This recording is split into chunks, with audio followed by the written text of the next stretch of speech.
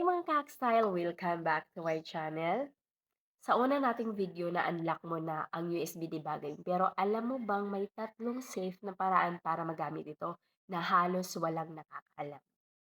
Ayan, hindi basta-basta ang setting na USB debugging. Kung tama ang gamit, pwede nitong gawing mas mabilis at mas safe ang phone mo. Unang safe use, pwede mong i-back ang buong phone gamit ang computer kahit may error sa apps, storage, lahat ng data ay safe. Pangalawa, pwede mong i-transfer ang malalaking files ng mabilis, walang hassle, walang delay, at pwede mo ring i-manage ang files na hindi kayang i-access ng regular mode. Pangatlo, kung sakaling may phone issues, pwede mong i-recover o i-flash ang device safely. Technician at power user ginagamit ito para maiwasan ang permanent damage ng phone. Pero tandaan, huwag gamitin ito sa random PC or unknown connection dahil pwede pa rin ma-access ang phone mo nang walang pahintulot.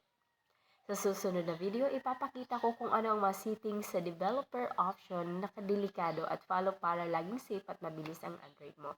Kung gusto mo ng mga ganitong tips, tutorial at tricks, huwag kalimutang mag-subscribe para hindi mo ma-miss ang mga susunod na video.